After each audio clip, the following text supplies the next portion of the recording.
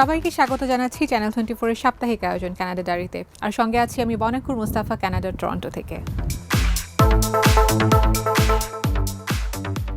Canada, Greenland এবং ভেনেজুয়েলাকে যুক্তরাষ্ট্রের মানচিত্রের অংশ হিসেবে দেখিয়ে নিজের সামাজিক যোগাযোগ মাধ্যম ট্রুথ সোশ্যালে ছবি শেয়ার করেছেন মার্কিন প্রেসিডেন্ট ডোনাল্ড ট্রাম্প। ট্রাম্পের পোস্ট ঘিরে শুরু হয়েছে নতুন করে বিতর্ক। ছবিগুলো নিয়ে অনলাইনেও দেখা গেছে তীব্র প্রতিক্রিয়া। ইউরোপের কয়েকটি দেশের সঙ্গে যুক্তরাষ্ট্রের প্রেসিডেন্ট ডোনাল্ড ট্রাম্পের উত্তেজনা বাড়ার মধ্যে বিশেষ করে গ্রিনল্যান্ড দখলে মার্কিন পরিকল্পনা নিয়ে পরিস্থিতি সরগরম হয়ে ওঠার এই সময়ে ট্রুথ সোশ্যালে নতুন মানচিত্রের এই ছবি পোস্ট হলো। একটি ছবিতে দেখা গেছে ট্রাম্প ওভাল অফিসে বসে ইউরোপীয় নেতাদের সঙ্গে কথা বলছেন, আর তার পেছনে কৃত্রিম বুদ্ধিমত্তা এআই দিয়ে তৈরি একটি মানচিত্রে কানাডা ও ভেনেজুয়েলাকে যুক্তরাষ্ট্রের অংশ হিসেবে চিহ্নিত করা হয়েছে। আরেকটি ছবিতে গ্রিনল্যান্ডে মার্কিন পতাকা ওড়াতে দেখা যায় Trump, vice president JD Vance এবং পররাষ্ট্রমন্ত্রী মার্কো রুবিওকে। সেখানে একটি মাইল ফলকে লেখা গ্রিনল্যান্ড মার্কিন অঞ্চল প্রতিষ্ঠিত 2026। ছবিগুলো নিয়ে অনলাইনে তীব্র প্রতিক্রিয়া দেখা গেছে। ছবিতে যুক্তরাষ্ট্রের পতাকার রঙে দেখানো কানাডা এবং গ্রিনল্যান্ডকে কেবল একটি প্রতীক নয়, বরং এর চেয়েও বেশি কিছু বলেই মত দিয়েছেন অনেকে। এসব ছবি ট্রাম্পের ভূখণ্ড দখলের মনোভাবেরই সংকেত দিচ্ছে বলে মন্তব্য করেছে রেড্ডি ওয়েবসাইট ও অন্য প্ল্যাটফর্ম। বিশেষ করে যখন ট্রাম্প বারবার গ্রিনল্যান্ড নেওয়া যুক্তরাষ্ট্রের জন্য জরুরি বলে দাবি করছেন, সেরকম সময়ে এই সংকেত স্পষ্ট। অনেকে সতর্ক করে দিয়ে বলেছেন, ট্রাম্পের এমন ছবি শেয়ার করাটা তার সমর্থকদের কাছে কোনো রকম আনুষ্ঠানিক ঘোষণা ছাড়াই সামরিক বা কূটনৈতিক পন্থায় যুক্তরাষ্ট্রের ভূখণ্ড বাড়ানোর বিষয়টিকে স্বাভাবিক করে তুলতে পারে এমন ঝুঁকি আছে।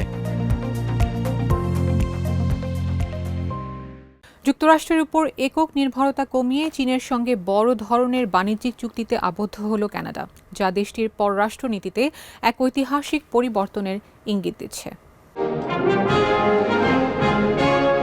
কানাডার প্রধানমন্ত্রী মার্ক কার্নি এই চুক্তিকে বাস্তববাদী পদক্ষেপ হিসেবে বর্ণনা করে জানিয়েছেন, বিশ্ব যেভাবে চলছে কানাডা সেভাবেই এগিয়ে যাবে। ঘোষিত এই চুক্তির আওতায় কানাডা চীনা বৈদ্যুতিক যানবাহনের ওপর আরোপিত শুল্ক কমিয়ে আনবে। এর বিনিময়ে চীনও কানাডার কৃষি পণ্যের ওপর থেকে তাদের প্রতিশোধমূলক শুল্ক প্রত্যাহারের প্রতিশ্রুতি দিয়েছে। কার্নির মতে, ট্রাম্প প্রশাসনের অধীনে যুক্তরাষ্ট্রের সঙ্গে সম্পর্কের চেয়ে চীনের সঙ্গে বর্তমান সম্পর্ক এখন অনেক বেশি পূর্বাভাসযোগ্য বা স্থিতিশীল।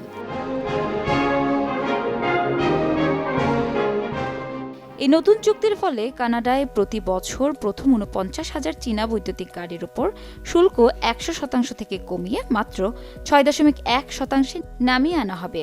আগামী ৫ বছরে এই কোটা ৭০,০০০-এ উন্নীত হতে পারে। বিনিময়ে চীন আগামী ১ মার্চ থেকে কানাডিয়ান ক্যানোলা বীজের ওপর শুল্ক ৮৪% থেকে কমিয়ে ১৫% আনবে।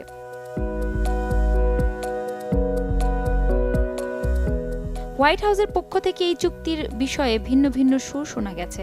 মার্কিন বাণিজ্য প্রতিনিধি জেমিসন গ্রিয়ার এই চুক্তিকে সমস্যাজনক বলে অভিহিত করলেও প্রেসিডেন্ট ডোনাল্ড ট্রাম্প একে ইতিবাচক হিসেবে দেখছেন। ট্রাম্প মন্তব্য করেছেন যে চীনের সঙ্গে চুক্তি করতে পারা একটি ভালো দিক। পোস্টাল ব্যালটে ভোট দিচ্ছেন বিশ্বের বিভিন্ন দেশে থাকা প্রবাসী বাংলাদেশিরা। প্রথমবারের মতো ভোট দিতে পেরে উচ্ছ্বসিত তারা। স্বতঃস্ফূর্তভাবে ভোট দিতে দেখা যাচ্ছে কানাডা, মালয়েশিয়া, কুয়েত, সৌদি আরব সহ বিভিন্ন দেশের প্রবাসীদের। ত্রয়োদশ জাতীয় সংসদ নির্বাচনে পোস্টাল ভোট বিডি অ্যাপের মাধ্যমে নিবন্ধন করেছেন ১৫,৩৩,৬৮৩ জন ভোটার। আগামীতে আরও ঝামেলামুক্তভাবে ভোটাধিকার প্রয়োগের সুযোগ পাবেন বলে আশা করছেন রেমিটেন্স যোদ্ধারা। এমন উদ্যোগে ভবিষ্যৎ রাজনীতিতে প্রবাসীদের অংশগ্রহণও বাড়বে বলে ধারণা তাদের। আমাদের প্রবাসীরা এই বছরই প্রথম এই ত্রয়োদশ জাতীয় সংসদ নির্বাচনে তারা প্রথম ভোটাধিকার প্রয়োগের সুযোগ পাচ্ছেন। প্রবাসীরা ভোটাধিকার প্রয়োগের জন্য তারা প্রস্তুতি নিচ্ছেন। তাদেরকে ভোটাধিকার প্রয়োগের সুযোগ করে দেওয়া উচিত এবং এক্ষেত্রে কোনো ধরনের কোনো দুর্বলতা যাতে নির্বাচন কমিশনে না থাকে সেই সমস্ত বিষয় তিনি দৃষ্টি আকর্ষণ করেছেন। শীতের লন্ডন যখন আলোহীন আর ব্যস্ততায় ক্লান্ত, ঠিক তখনই ক্যানারি ওয়ার্ফে জেগে উঠেছে রং আর কল্পনার উৎসব। আলোয় আঁকা স্বপ্নের গল্প নিয়ে ফিরে এসেছে উইন্টার লাইটস ফেস্টিভ্যাল। ১০ম বছরে পা রাখা এই আয়োজনে বিশ্বজুড়ে শিল্পীদের সৃষ্টি বদলে দিয়েছে রাতের শহরের চেহারা। এবারের ড্রিমস্কেপ দেখতে প্রতিদিন জড়ো হচ্ছেন শত শত দর্শনার্থী। লন্ডনের শীতের ধূসরতা ভেঙে রং আর আলোয় ভরে উঠেছে ক্যানারি ওয়ার্ল্ড।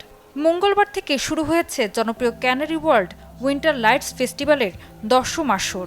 বিশ্বের বিভিন্ন প্রান্তের শিল্পীদের তৈরি 16টি আলোক স্থাপনা নিয়ে আয়োজিত এই উৎসবের এবারের থিম ড্রিমস্কেপ।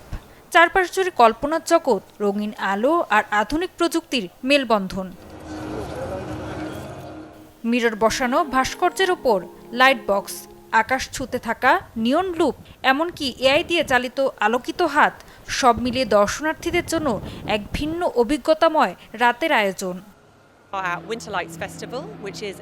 এটি আমাদের উইন্টার লাইটস ফেস্টিভ্যাল। এখানে ক্যানারি ওয়ার্ল্ড জুড়ে 16টি ইনস্টলেশন রয়েছে, যা সবার জন্য উন্মুক্ত ও সম্পূর্ণ বিনামূল্যে। প্রতিদিন সন্ধ্যা 5টা থেকে রাত 10টা পর্যন্ত খোলা থাকে। ড্রিমস্কেপ থিমে তৈরি কাজগুলো সব বয়সী দর্শনার্থীদের জন্য কিছু না কিছু নিয়ে এসেছে। শীতের বিষণ্ণ শহরে রঙের প্রয়োজনীয়তার কথা মাথায় রেখেই অনেক শিল্পীর ভাবনায় এসেছে উজ্জ্বল আলো ও প্রাণবন্ত রঙের ব্যবহার। লন্ডনে জানুয়ারিতে চারপাশ খুব ধূসর থাকে। এই রঙিন আলো মানুষের মুড ভালো করতে পারে। আমি চেয়েছি এমন একটি আলো ও রঙের কেন্দ্র তৈরি করতে, যা মানুষকে টানে, একসাথে আনন্দ ভাগ করে নেওয়ার সুযোগ দেয়। এই উৎসব শুধু চোখের দেখার নয়, বরং থেমে দাঁড়িয়ে অনুভব করারও সুযোগ করে দেয়, এমনটাই বলছেন দর্শনার্থীরা। আমি চাই মানুষ এখানে এসে একটু থামুক, ভাবুক আর এই ব্যস্ত পরিবেশের মাঝে এক মুহূর্তের শান্তি খুঁজে পাক। আগামী 31শে জানুয়ারি পর্যন্ত চলবে এই আলোয় মোড়া উৎসব। শীতের রাতে আলো, রং আর কল্পনার জগতে হারিয়ে যেতে চাইলে ক্যানারি ওয়ার্ল্ড হয়ে উঠতে পারে লন্ডনের সবচেয়ে উজ্জ্বল ঠিকানা। দর্শক, চলুন এবার জানিয়ে দিই গেল এক সপ্তাহে বাংলাদেশে ঘটে যাওয়া আলোচিত কিছু খবর। ক্ষমতায় গেলে দুর্নীতিবাজদের টুঁটি চেপে ধরবে বিএনপি।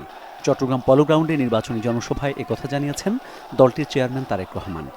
বলেন, দেশের মানুষ রাজনৈতিক অধিকার ও পরিবর্তন চায়। সমালোচনার মধ্যে থাকলে কারও উপকার হবে না। জনগণের ভাগ্যের উন্নয়ন হয় এমন কাজ করতে হবে। সরকার গঠনের সুযোগ পেলে চট্টগ্রামকে বাণিজ্যিক রাজধানী হিসেবে বাস্তবায়নের ঘোষণা দেন তারেক রহমান।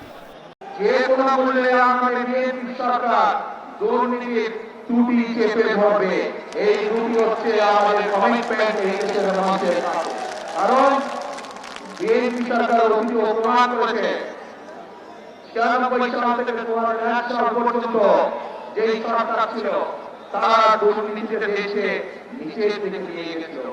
2001 সালে যখন দেশনেত্রী খালেদা জিয়া আপনাদের রায়ে দেশের দায়িত্ব পান, তখন ধীরে ধীরে ধীরে দেশনেত্রী খালেদা জিয়া দুর্নীতির পরাগ্রাস থেকে দেশে বের করে নিয়েছে। সংসদ নির্বাচনে যে দলের 39 প্রার্থী ঋণখেলাপি, তারা কিভাবে দুর্নীতিমুক্ত দেশ গড়বে সেই প্রশ্ন তুলেছেন জামায়াত আমির ডাক্তার শফিকুর রহমান। রাজধানীতে নির্বাচনী জনসভায় তিনি বলেন, 11 দলীয় জোট ক্ষমতায় গেলে অন্যায় করে কেউ পার পাবে না। যারা ন্যায় বিচার চায় না, তারা পাল্লাকে সহ্য করতে পারে নাই অতীতে। কারণ পাল্লা যদি বিজয়ী হয়, সমাজে ন্যায় বিচার প্রতিষ্ঠিত হবে। তখন তাদের কোনো ধরনের ভেলকিবাজি, ধান্দাবাজি এগুলা চলবে না। নির্বাচন ঘিরে ইসির সার্বিক প্রস্তুতিতে সন্তোষ প্রকাশ করেছেন কূটনীতিকরা।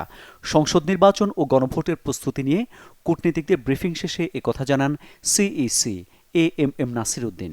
জানান, নির্বাচন স্বচ্ছ ও নিরপেক্ষ করতে বদ্ধপরিকর কমিশন। তার দাবি, আওয়ামী লীগের নির্বাচনে অংশগ্রহণ বিষয়ে কোনো প্রশ্ন ছিল না কূটনীতিকদের। আমাদের কর্মকাণ্ড পুরোটা আমরা ব্রিফ করেছি, তারা দে আর ভেরি হ্যাপি। আমরা চাই যে একটা মোস্ট ট্রান্সপারেন্ট একটা ইলেকশন, ক্রেডিবল একটা ইলেকশন, যাতে এখানে কোনো লুকোচুরির কোনো ব্যাপার নেই।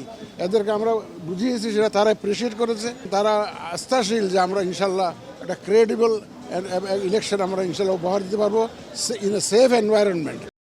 নির্বাচন কমিশনের প্রস্তুতিতে সন্তোষ প্রকাশ করেছেন ইউরোপীয় ইউনিয়ন এবং ইউএনডিপির প্রতিনিধিরা। different steps that they have taken over the last 6 months or so. So that's what we listened to today. There was a lot of questions also from the public where they clarified with a lot of information and data. So I think we're very satisfied with that. We had an excellent briefing today from obviously very competent colleagues working for the Election Commission, and we thank them very much for all of their work with us over the months in preparing for this consequential election. দর্শক, Canada ডায়েরিতে আমরা চলে এসেছি 60তম পর্বে। সবাইকে অনেক অনেক ধন্যবাদ আমাদের সঙ্গে এত দূর পর্যন্ত আসার জন্য। আমরা আশা করছি আগামীতেও আপনারা আমাদের সঙ্গেই থাকবেন। দেখা হবে আবারও আগামী সপ্তাহে একই সময়ে চ্যানেল 24-এর পর্দায়। সে পর্যন্ত সবাই ভালো থাকবেন। আর কানাডা ডায়েরি সম্পর্কে আপনাদের যে কোনো মতামত জানাতে আমাদের সঙ্গে সরাসরি যোগাযোগ করতে পারবেন canadadiary@channel24bd.tv এই ঠিকানায়। ধন্যবাদ সবাইকে।